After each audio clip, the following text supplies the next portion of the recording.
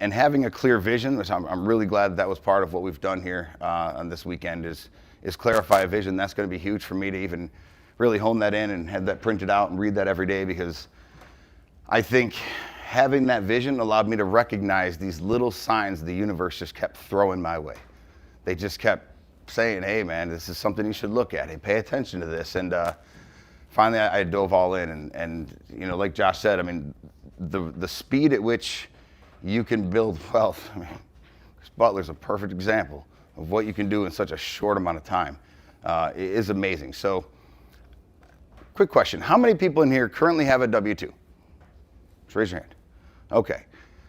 Keep your hand up if you're looking to leave that W-2, if that's your goal, is to get out of your W-2. Okay. So we have a plan, right? We have a number, right? Something that's got to happen. If this, then that.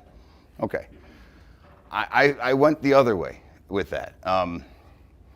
I realized that I was not going to be able to dedicate enough of myself and my time in order to generate the income I was going to make at the dealership. It just wasn't going to happen. And once I started looking at that, it was such a huge picture that it started to become daunting, started to scare me a little bit. Like, I'm never going to get there is what I kept saying. Then of course, you know, you get comparing to other people, and I'm starting to see other people's successes, and it's like, oh man, you know, yeah, I'm happy. We watched The Price is Right with my mother the other day, right? And you see the other people, and the last person that came down was the first person to get up on the stage. And the other people are like, yeah, awesome. Like that, like I get it, right? I mean, you know, someone's like, yeah, man, another deal was awesome. You're like, yay. So happy for you. But in your head, it's like, why not me? Man, I need that deal, right? Who's looking for their first deal? Anybody looking for their first deal still? Sure. So you're the clappers, like, yay, good job, congratulations. I get it. So I just left the job. We figured out how to reduce our expenses, and I bet on myself. I said, damn it, one way or another, I'm gonna figure this out. One way or another. Now, in sales, if anybody's, you know, in sales, you could sell anything, anytime, anywhere, right? So I mean, I did have that little parachute pack sitting back there, like, well, if I need to deploy it, I can. I'm not just gonna fall to the earth. But I left a very high-paying job.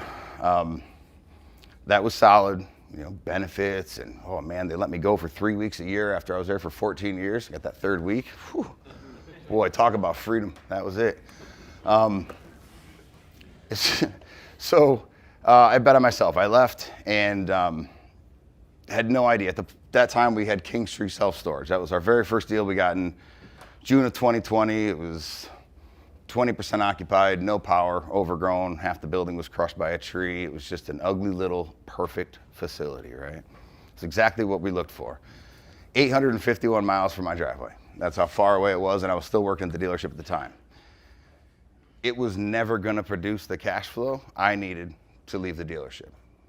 Still wouldn't. It's worth a lot of money now, but still wouldn't generate that kind of cash flow. So I decided that I was going to go all in, dedicate everything I had to this. I believed in it. And I mean, you guys are all here, so kudos to you. You believe in it too, right? You've seen something, you've seen enough to take the time, the energy, the money to leave your work, your families, and spend the time here to be with one another.